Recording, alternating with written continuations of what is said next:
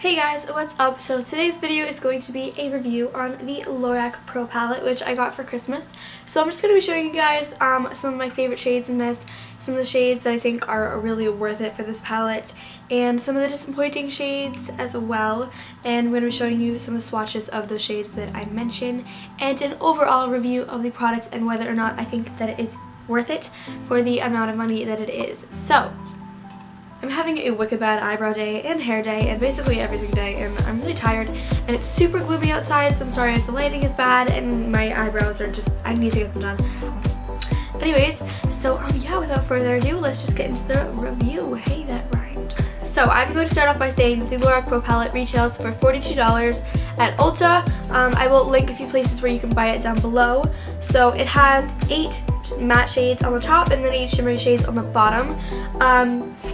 And it also comes with a primer. The primer was not a limited edition like piece that, you know, like they only came out for Christmas. It does come with the palette when you buy it anyways, like in the box you can see right there, that's where the primer went. So yeah.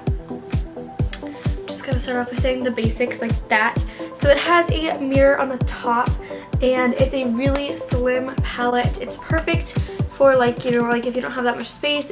So I do not recommend taking this traveling because it is a magnetic palette and it can kind of just like open and close. The magnet is pretty strong, but I still would not recommend taking this palette traveling that much unless you wanted to like tape it, which when I'm going someplace in the spring for school and I'm just gonna like tape it shut and then bring it because it's an amazing everyday palette. And also you can use it for dramatic looks. You can use this for basically every single thing that you need to do. This is an amazing beginner's palette for someone like me, and also someone who wants to branch out a little bit and go a little bit more daring. The 8 matte shades are white, cream, taupe, light pink, mauve, sable, espresso, and black. And then the 8 shimmery shades are nude, champagne, gold, light bronze, pewter, garnet, and deep purple and slate. For the shades that I use basically every single day, that would have to be cream. I use this to set my primer, which by the way, I do use this primer mostly with these eyeshadows, but also the Too Faced one and the Urban Decay one are really good with this eyeshadow as well.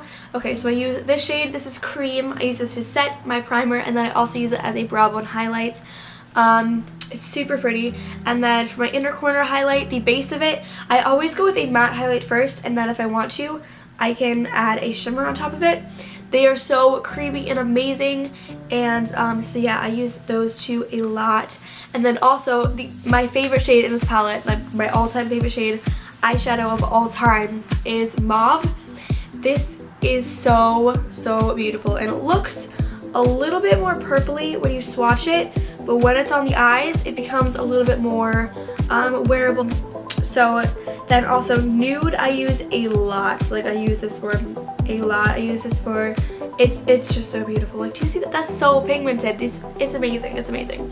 I use that for inner corner highlights, and also I use it on the lid sometimes. And then, okay, moving on to champagne. Since it's right next to nude, I'm just gonna talk about champagne for a second. This is super chunky and glittery. I don't think that I've ever, I don't know where to swatch this, but I don't think that I've ever felt an eyeshadow like this before. It's like, it's really pretty, okay? It's down there at the bottom right there. It's just super chunky and glittery, and when you go like this, it just, there's no pigmentation. See that? Like, it's pretty disappointing. Honestly, for me, like, a lot of people probably love that shade, but for me, it's just a little bit cheap quality, and it doesn't really fit the whole, it doesn't really like, I don't know how to word this. For me, personally, it's not as good as the other shades in this palette. I think there's way better shades in this palette. So then gold is an amazing, beautiful gold shade. It's right there.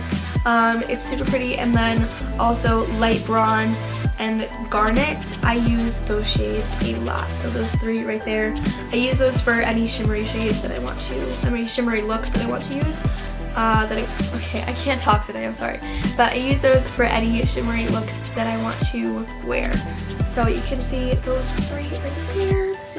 Super pigmented and amazing. They look so beautiful. When I want to go for a glittery look, like a shimmery type of look, I use gold and garnet.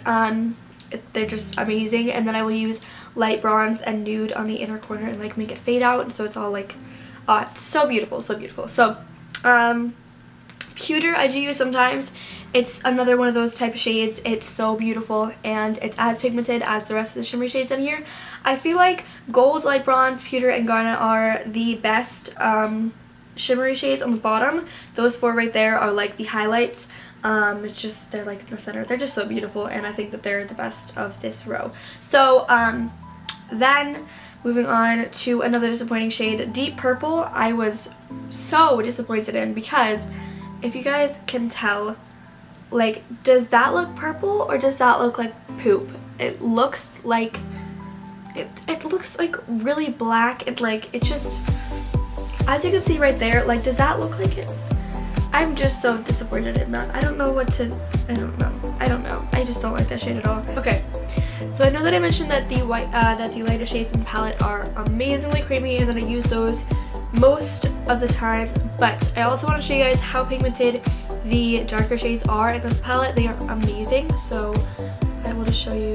This is like barely dipping anything in, right? Okay, so this one is Sable, this one is Espresso, this one is Black, and then this one is Slate. So let me just like, what? Like, how could one thing be this pigmented in what? Like, I don't even, this is amazing. Like, this palette is so amazing. These darker shades are super blendable and creamy, as well as the lighter shades. This palette is just amazing. I'm gonna say that a billion times in this video, but look at how amazingly pigmented these eyeshadows are. And they're so beautiful too. This top one is Slate, this is Black, this one is Espresso, and then this one is Sable.